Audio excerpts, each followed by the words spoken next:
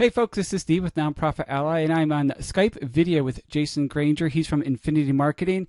Jason's been on the show before. Actually, he did a great podcast with us about Google Grants, but he is the CEO, the owner of Infinity Marketing.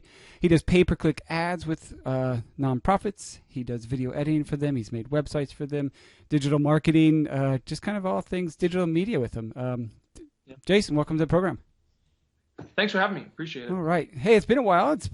We've been in contact a few times. You're helping Nonprofit Ally with some of the stuff that we're doing. So I actually am seeing your business up close. You have a lot going on there. You have what I was most impressed with. So I'm already sidetracking. Just started the podcast. I'm already sidetracking. That's all right. Go ahead. I am impressed with Basecamp. I went out and I'm like, I got to find Basecamp. And then I saw the price. And I'm like, okay, I need to find a free Basecamp. But that's a pretty cool tool, and maybe we should just start with kind of it's an organizational tool, and it helps with projects and communication. So let's start with that, but then we're going to actually start talking about the actual topic today, which I've already hidden from people. Basecamp. When it comes to tools, we use Basecamp 3 actually. There's Basecamp 2 and Basecamp 3, and who knows? I guess depending on when you watch this. If you watch it 2 years from now, then maybe there's more. But Basecamp 1 is a simpler version, and Basecamp 2 is really good if you have a big team that you're doing a lot of back-end work with. So, for example, for you, a lot of times what even you don't know when we're working on your stuff is I might have 5 people in the background that are all doing things for your project, and it's easy for me to segment between that. Instead of you seeing every single message and being bogged down with all the minutia, I can do that separately on the back end with just my team, and then only you see what the finished product or the things that we want to talk to you about. But being organized is a big deal, whether you're for profit or nonprofit, for sure. And I mean, I like it. There's other ones out there. You got I think Trello's one. You have Slack. That's a big one that people like as well. So I mean, really just kind of depends on what your style is, but I like the interface of Basecamp 3. That's just my opinion. Yeah, the one I found was Freedcamp, which is actually kind of the generic version of Basecamp, and that has projects. You make a project. So just a quick overview, and then we'll actually really get started on the topic we're supposed to be talking about. But so what it is, folks, it's basically a way to have a project and a team of people working on the project. It's almost like an intranet that's online, so you can communicate with your coworkers, your staff about the project, and then upload files about the project, have a whole discussion on the side about certain parts of the project. There's timelines in there. There's Kanban. I love Kanban, which is kind of like the organization. Instead of a to-do list, it's Post-its that kind of go left to right. But anyways, those are cool tools, but sorry about that sidetrack. We are going to be talking about fundraising, and we're going to be talking about fundraising in a somewhat unique way for nonprofits. You're talking about something called Fundraising Funnels. We've done some funnel type stuff with marketing on the podcast before, so maybe you want to explain the evolution from marketing funnels to fundraising funnels and just what it is that nonprofit. It seems like a new tool almost. Yeah, I can't technically say that I coined the term because I don't know, but I was looking this up and I couldn't find anything. We have a lot of nonprofit clients. We have for-profit clients as well, and we do marketing sales funnels for our for-profit clients. And I remember thinking that it could be so useful for a nonprofit because realistically, when it comes to selling anything, whether it be you're really just selling the person on a concept, right? So my background is in psychology, like consumer psychology. And so what I realized was that there is a direct psychological relation between when someone is buying a product and when someone is donating money or taking an action like registering for an event. And 95% of our nonprofits hire us to help them raise money for their cause, of course, to get registrations for an event. So we did a lot of work with American Diabetes Association, and they have what's called Tour de Cure race. That's their big bike race they have nationwide. Mm-hmm. They have a step out walk. They have a few things, but what we realized, we were doing a lot of marketing for them. We were doing Google Grants, which we talked about in that other podcast, which for anyone to catch up is 10 grand a month in free marketing dollars from Google on their platform, which is a big deal. So we were sending a lot of traffic to their site. But when you don't have a funnel, like an actual funnel to bring people in, like the sales marketers do with digital products or physical products, you see a bounce rate that is higher than obviously than you'd want. You want more conversions from it. So I came up with this idea one day, and it just kind of dawned on me. I'm like, well, why don't we make a sales funnel, but for a nonprofit? And so I kind of started thinking, how would that go? And the end product that shot out, like 10 days later out of my head after I'd, talked to a few people and figured out the idea was called what I termed fundraising funnels. So essentially what happens is it looks very similar to a sales funnel. You have a landing page. You'll have what's called a lead magnet, which is whatever is enticing the person viewing the page to put in their name and email in order to, or register or whatnot, in exchange for what they're getting. So it might be a top 10 guide on something. It might be a video that's really helpful for them. It might be a PDF download for an ebook, whatever it is. They put in their name and email, and then they get that thing. Another thing that a lot of nonprofits aren't sometimes the greatest at is follow-up. Some of them are really good at getting people to their site or talking about the cause, but it's the follow-up that's hard. It's a lot of manual labor. They're on the phones a lot. And so what I wanted to do was try to automate that for nonprofits. And again, it's very similar to a sales funnel. Now, there's some tweaks. There's things you have to understand. You can't just say, oh, look, we're doing a sales funnel for this thing. When it comes to nonprofits, and since you're not actually giving a product, there are tweaks in there, and there's psychological hits that you have to make sure are taken care of. Otherwise, it's not going to work. So we did make some new additions within the system itself to make sure that it does work for nonprofits. Cool. So the funnel then for sales, it's you have your landing page, right? And that landing page is the product or the item that they have there, and then it goes into some type of opt-in or call to action. So you're doing a capture of something. You're capturing their email most likely. Yeah. After that, oh, go ahead. After that is the follow-up.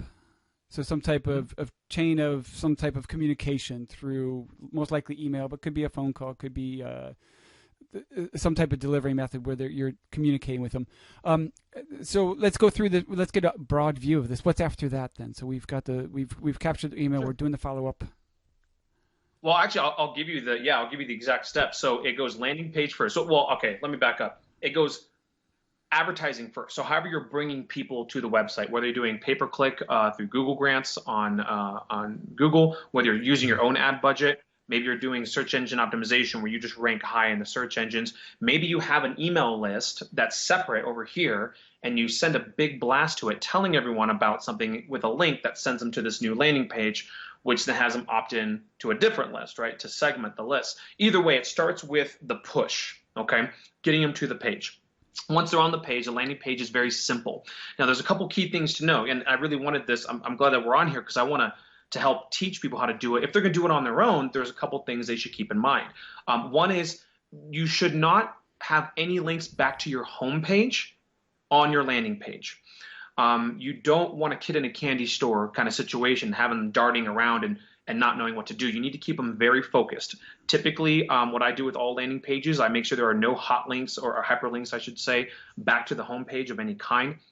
I make sure that the message on the home page is singular. It's only about one thing, right? So it might be, let's say, how about this? So for American Diabetes Association, for example, what we could do for one of theirs is because, they're trying to prevent type 1, type 2 diabetes in the workplace a lot and in general with the population. So we might create a lead magnet, which is, maybe a top 10 foods to eat if you have type 1 diabetes, right? So maybe like an organic solution to help keep your blood sugar levels stable, right? So we would create this whole great top 10, very educational, very valuable PDF, and that would be on the landing page. And the landing page would only talk about just that thing. It'll give like some bullet points of what they're going to get, of how great this PDF is. All they got to do is put their name and email to the left or right.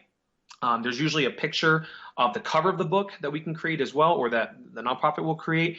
So they put their name and email, they hit submit. Now that takes them now to the thank you page, okay? The thank you page essentially just says, thanks for submitting your information. We've now emailed you the top 10 guide to organic or natural ways of keeping your blood sugar level. So then that's that. Now, typically on the thank you page, you get a second shot at them. So what I tell people is it says thank you, but then hit them with something else. Maybe it's a video that promotes your next event. Maybe it's a video that talks about just your cause in general. Maybe it's a call to action to schedule a phone call. So there's a little button they can click and it goes to someone's calendar and they can book a time to talk to them about whatever it is. Either way, you get another shot at them to now you've given them something free. You haven't asked for really anything except for their email so you can send it to them. But now you get a chance to kind of sell them on something lightly. You don't want to go super salesy on the thank you page. You're not, but you can ask there, hey, how about a $5 donation? You know, and we hope you like the PDF. Here's a link if you feel like donating. So it gives you a certain conversion rate of people who now already feel a certain reciprocity toward you because they know they're getting a free thing. They're invested in you. They've taken this action on purpose, so it's not like you're trying to snowball them with something.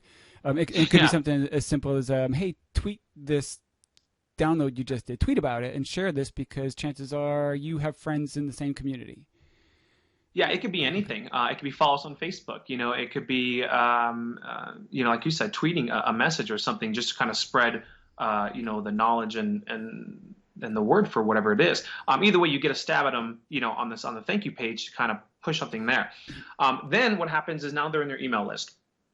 They're going to get an immediate email right away that is the link to the download, whatever you promised them. So that email, I typically recommend don't sell anything in that email. Just thank them, you know, wish them, you know, luck or well or whatever it is, and give them the thing that they asked for. Now, here's where we start going into what's called the Autoresponder series.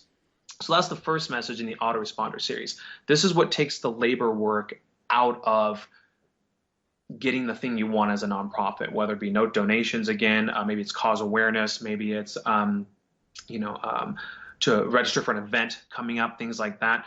Now these emails can hit this person in a timed sequence with certain messages that follow a certain flow that I can go over the flow here if you want as far as what I recommend. Typically, I think that's great. I'm taking so many notes already. It's like I don't know where to follow up these questions. Too. People might have to rewind this a little bit. I talk fast. So what I recommend when you're doing an email series, autoresponder series, after they've downloaded the thing, is the first one, like I said, should be the product and just a simple thank you. Then about typically the next day, you send out another email. This one you want to be helpful as well. You want to say, hey, did you get a chance to read the PDF? What did you think about it, right? It's one thing to just simply send someone something that they could use. Interestingly enough, though, a lot of people forget that if they don't prod the person to actually read it, because someone might download it and say, I'll read that later. But if they don't read it right away, or if they just forget to read it altogether, you're not going to get them to donate because it was the lead magnet. It was that thing that they got. They actually have to consume it and see value from it. Then they will feel a reciprocity in what to give to your organization. But if they get in their own way, right, and you don't follow up with them about pushing to make sure they actually consumed whatever that lead magnet was, then your chances of getting them to do anything for you, whether register for an event or donate or whatever, drop significantly. So that next email, that second email, should typically be reminding them or asking them, like, hey, what did you think about this? Did you see page 5? You know, so you pick out a certain page and a certain line. You know, what did you think about this one thing we said? And this will prod them to read it if they haven't already. If it's a video, you can say, yeah, minute 1 was pretty crazy there. You know, do you have any feedback on that? So that's my recommendation for that first one. The second one, or I'm sorry, that's the second email. The third email should go out probably about 2 days after that email. You want to give them a little bit of break. So 2 days after that email, and then I suggest typically giving them something super helpful. So follow up with more information with it. So as you notice, we're not selling them anything yet. We're just giving them things. The next, so and again, you can choose whatever that is, something that's helpful and whatnot. The next email should be half helpful but half call to action. So you want to start off that next email with something that's useful to them, and then say, hey, by the way, we've got this event coming, or we could really use your support. Here's a link to donate. And then your last email typically should be pretty much all sales. Like, don't ever be afraid to ask for it, because you've given them something already. And as a nonprofit, if you're afraid to ask for something, you're going to be this small for the rest of the organization's life. You got to go for it. But in this style, when you give them something first at value, and then you are able to ask for after that, that's usually what gets the hook. That's what gets them going. This is a cycle that I call, it's usually typically 4 gives and a take. So you got your first one, which is giving them the thing that they asked for. Your second one is typically prodding them and being helpful as well. The third one is starting to get into that, you can give them another, free ebook or whatever you want to do. So I don't know if you can hear that. My messages are going off. Yeah, I can quit that out, it looks like, so I should be okay. So then, and then as you start transitioning to this 4 and 5 mark, you start selling a little more. This last one should just be all in. You should just be saying, hey, we can really use your help. Here's a donate button. Here's a product or whatever it is. And that's what I suggest for that. And then that's going to lead them to another type of. So they've gone through this series and they followed for as much as anyone follows the series, and they've read the download, and now you have this call to action that leads them to another type of landing page, or is this a actual? This is kind of the final coup de grace that you're aiming for. Yeah, basically, when the whole idea is for them to then take an action. So those emails are going to have, links back to the regular website. So like I said, you're not hyperlinking back to, the main site, because you want to keep the person focused while they give you the name and email. But when you start emailing them, then you want to give them the opportunities and the direct links to get them to other things, whether it be a different list or invites to things like that. This is where you have them now. The thing is there's a reason why marketers who sell products are so good at the sales side when they do these emails, because they know that the money's in the list. It always has been, and it always will be. The bigger your list, it becomes kind of like an ATM, so to speak. You type in a couple of buttons, money comes back out. And that applies to nonprofits too. In this case, you're just simply, they're donating money though, but you want to give them as much value as you can.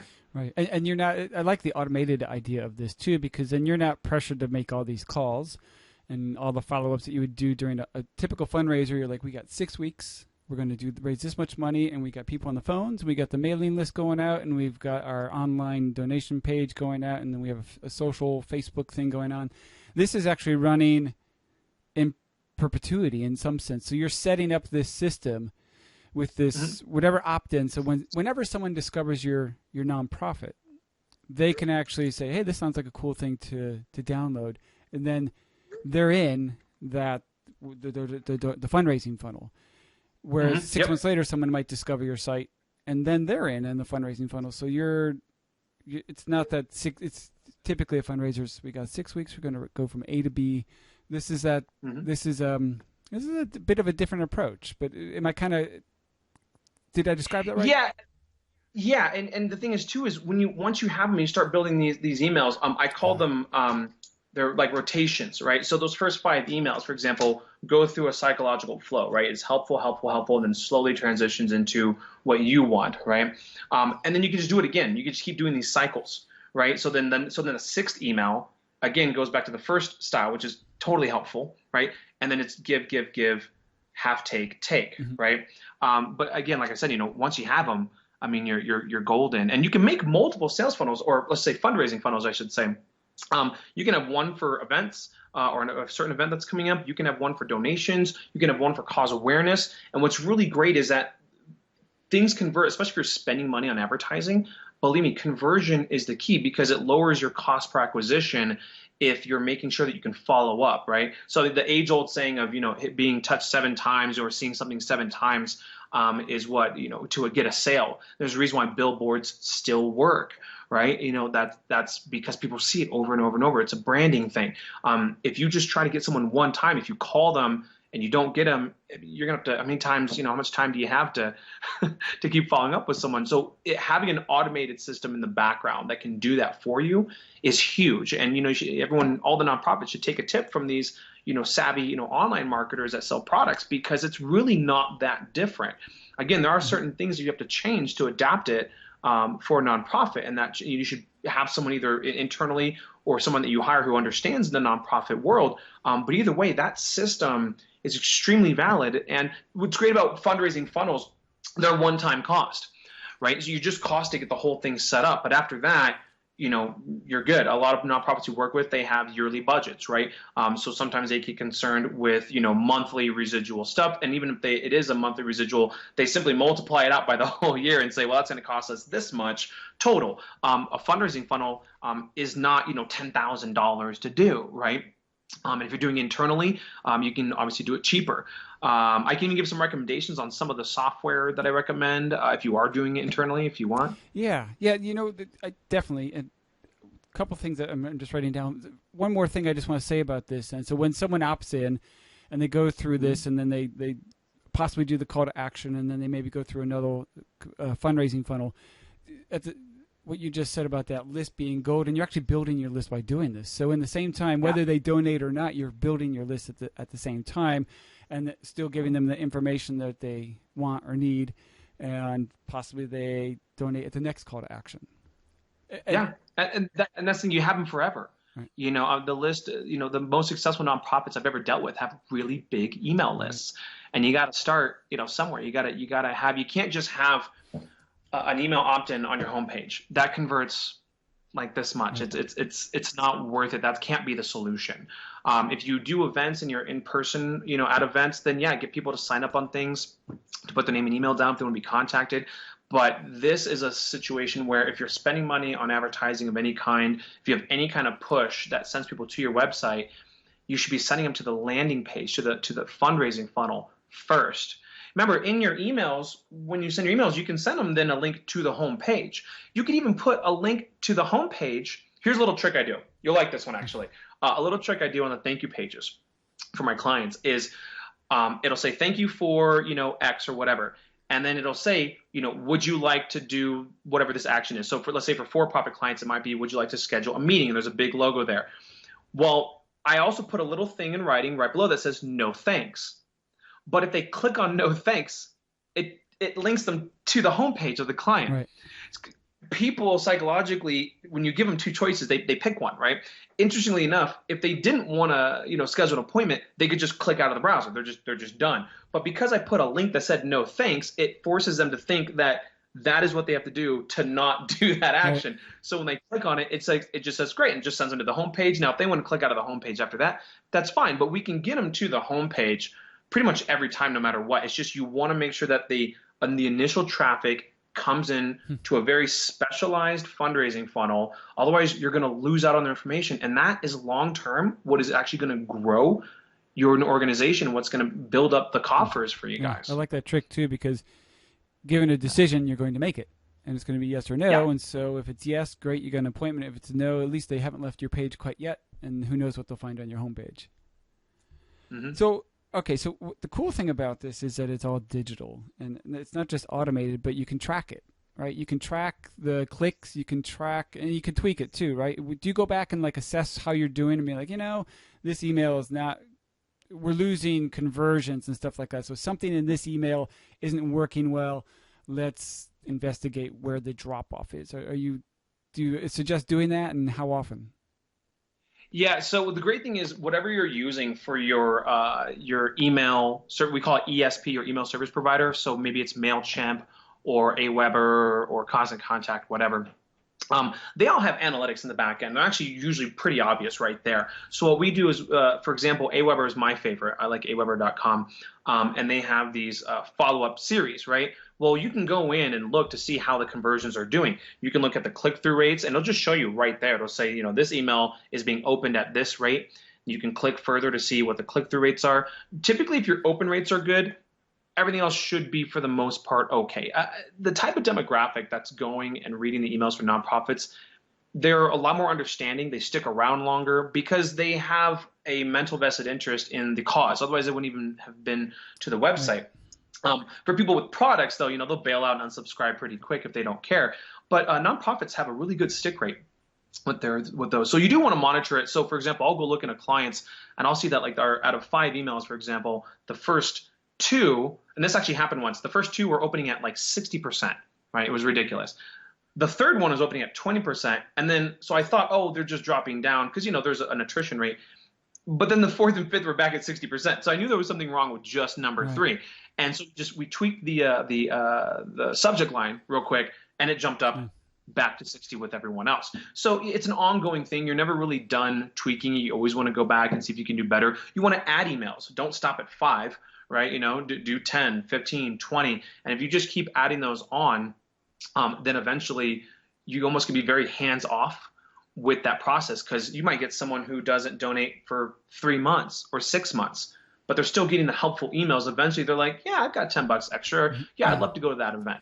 All right. So I think we're at the point here where it's good information and we're like, okay, this is a little overwhelming. How am I getting all these emails written and put into something that tracks them? And what if I have 2 funnels? And I think it might be time to look at that back end you're talking about. If you have some examples of Sure. Of this, how this works, and that software recommendation or whatever it is you use. I'm going to switch my screen over. For those listening on the podcast, this would be, I'll do my best to explain this, but basically I'm exiting full screen. I'm going to share my screen. Yeah, let me know when you can see mine. Wait, you asked, right? Yeah, you have to ask me, don't you? Oh, let me see. Yeah, because I can't share mine with you. That would be... Okay. You a little new to the Mac here. Tell me where to go here. So in Skype, you go down there. There's the microphone and the video, the plus sign, and then the hang up. That plus sign should say share screen. When you click on it, you'll see share screens. There we go. And then I'll get a request from you to share your screen on mine, and then I'll be recording yours. I won't just be recording you. I'll be recording your screen. It looks like it's coming. There we go. Cool. I see. I see how to maximize your work opportunity tax credits with this free step-by-step guide. So I'm going to kind of explain this out loud at the same time, because you're going to realize we're also audio, not just video. Or you can explain it out loud. Let's go ahead. Sure. Yeah. No. This is actually just one of our for-profit clients here. I just want to show a quick example of what a sales funnel looks like, because again, this is going to be very similar to a fundraising funnel. And for anyone who's wondering why I'm not showing a fundraising funnel, this is literally, we're launching this service here. So we are going to have a whole bunch of examples. People listening, soon, you guys are on the ground floor of the fundraising funnel. This is you need to you need to go trademark that term before someone else does. Probably, because I haven't heard it anywhere else. So this is what a fundraising funnel kind of would look like. Basically, as you notice, so you see how when I scroll over here, it doesn't hyperlink. This doesn't go back to their home page, and that's super important. Right, so this is a landing page. This is just a landing page. It keeps them really focused. It's very simple. As you notice, this is not fancy, and it's not supposed to be. You need to keep their eyes focused on 2 things. The line right here, which is kind of this, like your tagline of what they really need to know, and then their eyes automatically go to this, okay?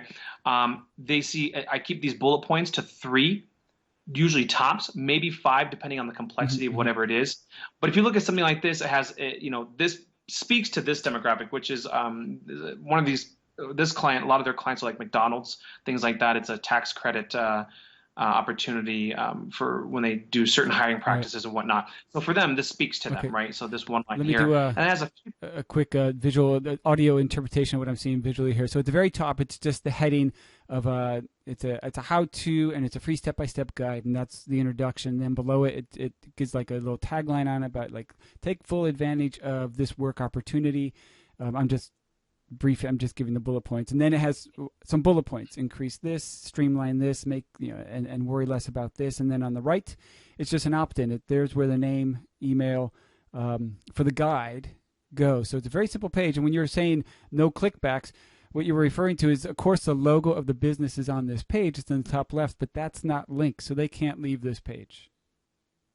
Yeah, exactly. The only way out of this page is just to simply X out of the browser.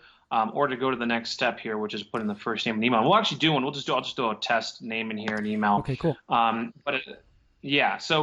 this is, again, it's supposed to be simple. It obviously would look like your stuff. If this was American Diabetes Association, it might say how to keep your blood sugars level organically up here, right? It's a quick one-liner. Down here it might say top 10 vegetables that help.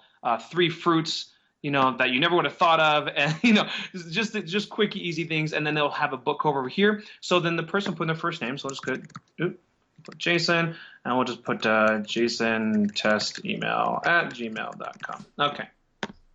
So then they say, I want it, right? And down here, of course, if they're not sure, because some people do scroll down, then it gives like an additional one that says plus, right? So you want to kind of, if people scroll past that, you want to convince them to go back up. So this is why we put another feature right here, another bullet point for that. And of course, it has their information down here. That's okay, you know, because this client wanted this down here, but we don't have link backs. Oh, another thing, you have to have a privacy policy.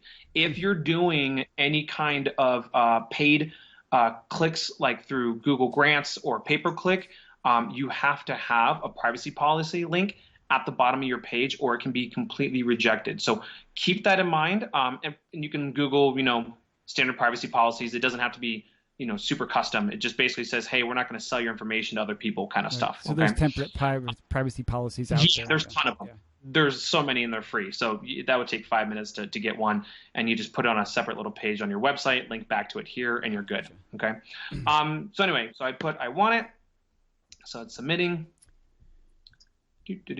Great. So now we're on the thank you page. It says, thanks, your download is on its way. It should arrive to your inbox within a few minutes. Now, this next part here is where we hit them again. So for this particular client, they wanted their phones to ring. They said, we want to get, you know, we want appointments booked.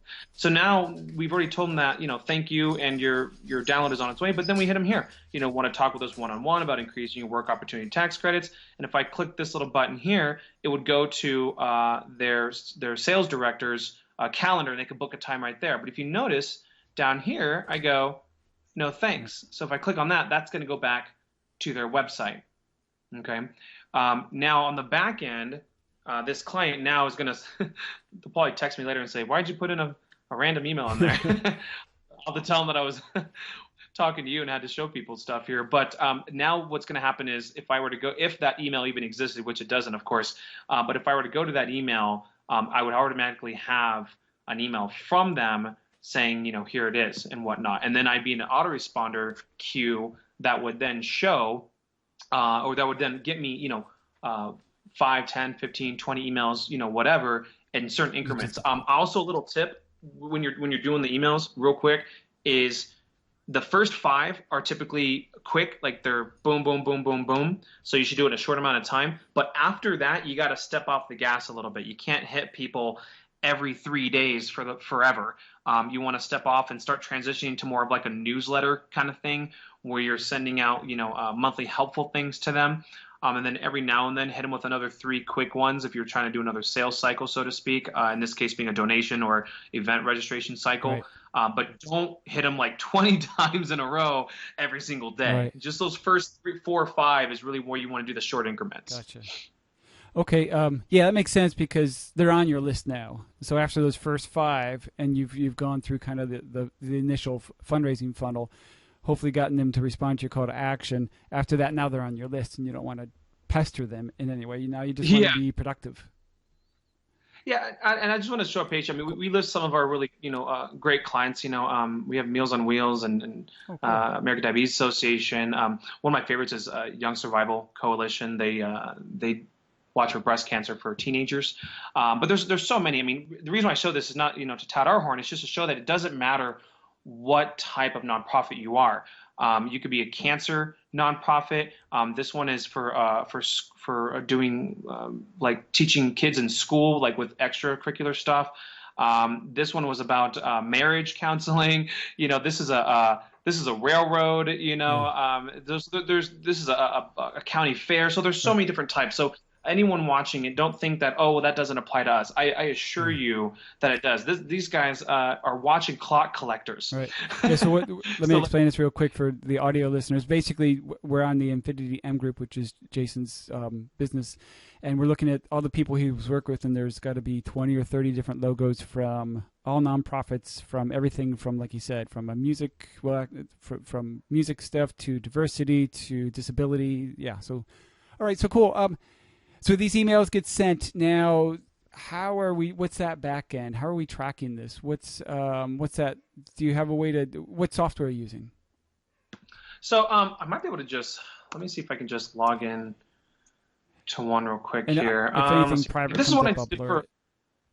Yeah, sure. Yeah, I figured you can do that after the fact. So this is one for a client here. Let me just go into their legacy series.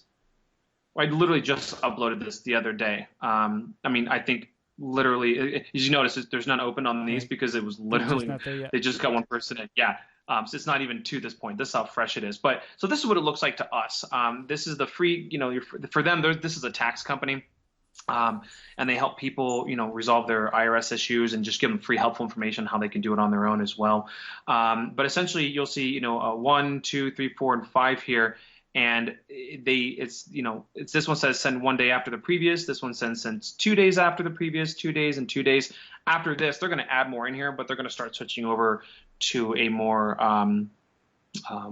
monthly newsletter. If you want to, I guess maybe audio describe this. Definitely. We're looking at a series of 5 emails. We're looking at the titles of them in the description line, and we're in Aweber, the back end of Aweber, and it's just that funnel we were talking about. So there's email 1, 2, 3, up to 5, and we can see that there's an open rate as well as ways to go in and copy and change the settings for each email that you have. So you have these lined up. So if someone signs up and they get that free guide, it looks like 1 day later they're getting the "We can help you resolve your tax debt." That email gets sent, and then 2 days later there's the "How to pick the right installment agreement, yeah. right?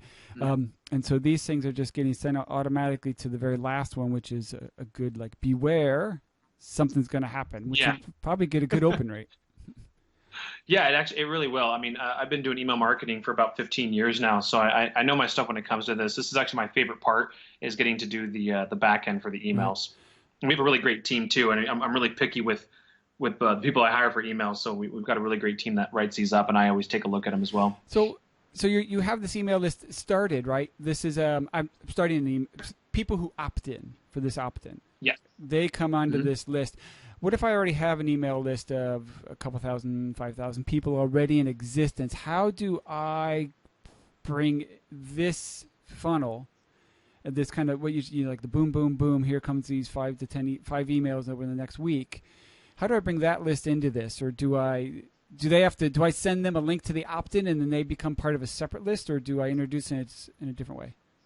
So that's an option. I don't really recommend that because you're going to lose a conversion rate. Since you already have the list, as long as the list is relevant to what you do, obviously, if you were to buy a list, I mean, and I don't really recommend that unless you are talking to a professional who can walk you through the right ways to buy a list. But if you have a list already of let's say 3,000 people, and you're like, well, how do I get them into this kind of series? Well, the good news is you can create the series first. Basically, we just skip the landing page. What we could do is simply, sorry, here again, I don't know how to stop this. I don't know how to disable. I can quit this messaging all I want on my computer, and it just does not matter. It's nuts. No, I don't know what to do here. Anyway, so where was I at? You were talking about maybe skipping the landing page for people who already exist on your list?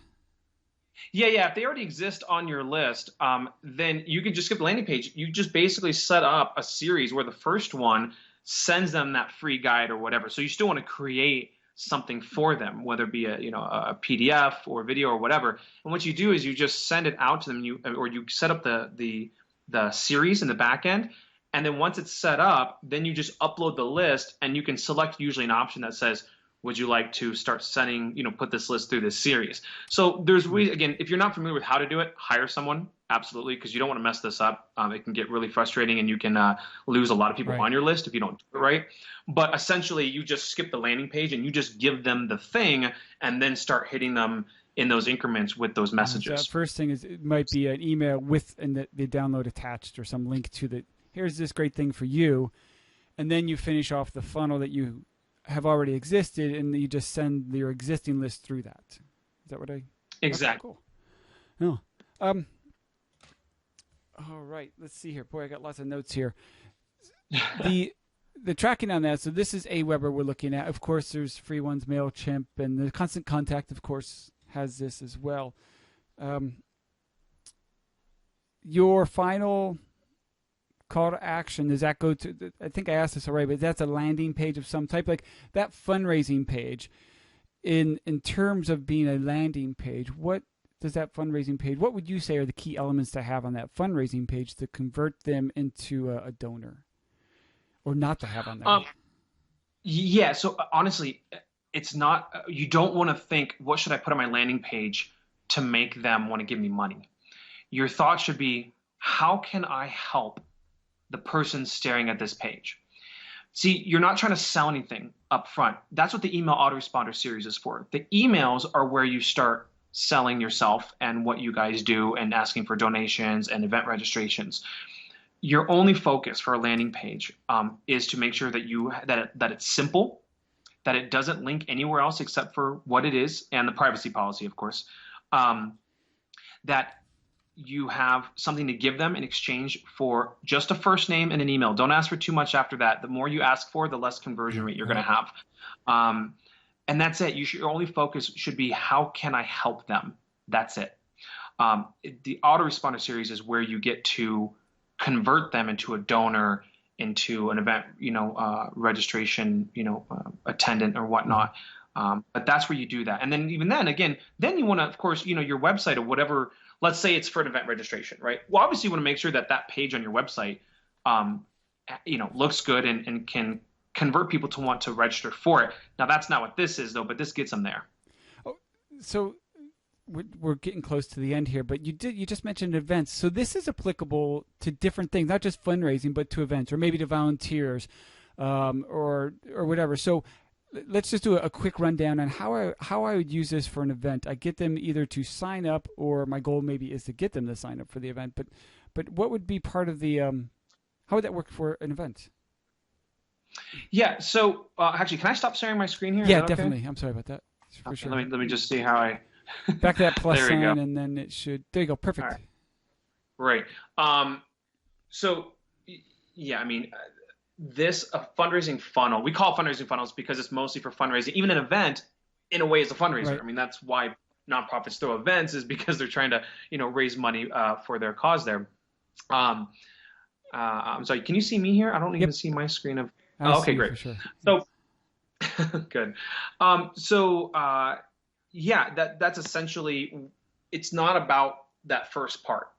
You can turn a fundraising funnel into anything on the back end from the email autoresponders. So again, events are usually really big for nonprofits, and that's usually their biggest fundraising time. So I call it fundraising funnel. I didn't call it a donation funnel. I call it a fundraising funnel because that incorporates events, incorporates donations.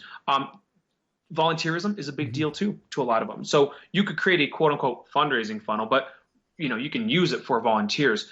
Again, what you're really trying to do is you're trying to make sure that the landing page appeals to the demographic that is coming to there, that you're driving traffic from. And then you want that giveaway to be something that they want. And then you want to then email them and follow up with them with whatever it is that you want. That's when you start getting what you want, after you've given them what they want. And maybe that's for volunteerism, maybe cause awareness. Maybe you want them to call their senator to vote down some bill. It doesn't matter what it is. Either way, that's where you get your shot at them, is on the back end through the emails. So maybe for an example for an event would be the initial they sign up for the event. They get the email confirming that they signed up for the event. We'll see you August 22nd, whatever, for this event. Thank you for signing up. And then maybe the series might include things like, hey, you know who our guest speaker for the event is, and kind of maybe get them jazzed for the event. Hey, there's going to be an art auction there. Here's some of the art auction stuff there. And maybe the day before the event is like, see you tomorrow at the event. And maybe that just increases the amount of people who come to the event. Or don't forget to bring a friend. Tickets available at the door. Okay. Absolutely. Yeah. I got you. And Keeps it in their all head. these lead up to.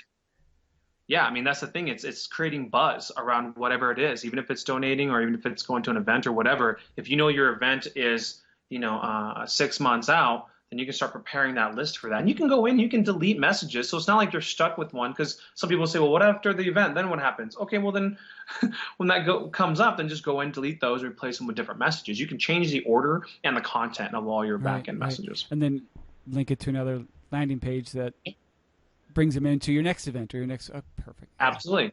Yeah. And I recommend having different funnels for different things, though. It can be a little confusing, which you don't want, because then you have half of your list that's been seeing this one message, and then you change all the messages around, and then all of a sudden they're getting these different messages now that have nothing to do with it. Like, wait, what is this? You really want to create different funnels with different engagements and different things on there. And if it's for time-sensitive stuff, again, I would use email blasts for that. And what that is it's not part of an auto series. It's just a one-off email that you send to that list still. So they can get their timed email ones that they're going to come no matter what, but you can also send one-off emails that are more specific to something that you're trying to say or send them to. Yeah, like that's in real time then. Like, hey, this is happening now, regardless of when you signed up for this list. This is for everybody. Yep. Yeah, cool. Yeah. Good Lord, that was awesome, man. Like I said, I got a lot of notes here. So tell us a little bit more about Infinity Group and how people might get a hold of you, because you obviously do this for a living and you can help people or consult them or connect them to all the things they would need to make this happen. Yeah, I personally, I've been in digital marketing for 17 years now, and it's 2017, and I guess I have to state the year that we're doing this, because I've been getting calls for years on just that podcast we did. Yeah, like years ago. So I'm like, I have to tell people kind of when this was even done. So yeah, I've been digital marketing 17 years. I started Infinity Marketing Group about 6 years ago, Mm-hmm. and we actually grown significantly recently. I was really happy. Working 20 hours a week and just helping out nonprofits. That was my thing. I just kind of wanted to help people who I thought didn't have the resources for it. And recently I brought on a partner, Justin Kraft. He's our CMO. He's amazing. He's got 15 years of marketing. Brought on a VP of PR. That's another thing that we now have a whole new division that's just public relations that we can help for, nonprofits as well. But we're doing really good. And our website is www.infinity with a Y, the letter M as in marketing, and the word group.com. So infinitymgroup.com. Or you can just email us at info@infinitymgroup.com. I avoided talking about and even just with these fundraising funnels here, of course, we offer these as a package to any nonprofit clients. So anyone who's interested, please email for the price. The only reason I'm not putting a price here is not because I don't want to, but because they change, and typically they go lower, as the years go on.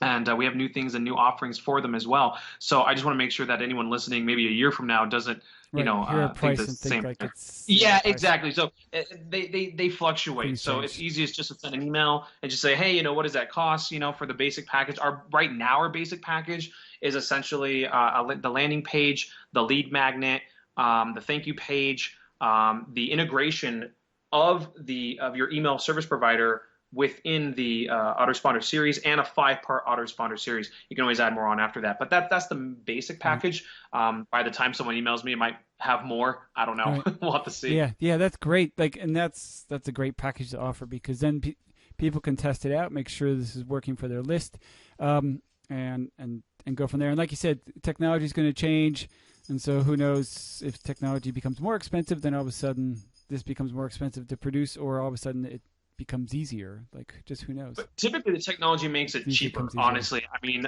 even the Google grants, I don't remember I think that was like almost 3 years ago, and I don't remember if I had a price that I set on there, but I can tell you that the price it was then is easily half now. So, I mean, that's the way technology is. It always makes things a little bit easier for us. So, yeah. Cool. Well, folks, get a hold of Jason for a few things. I forgot about the Google Grants part of it too, but he can help with a lot of different things if you're a nonprofit, and they definitely would be able to consult with you on that. Dude, that was awesome. Thanks so much for being on the program. No, thanks for having me.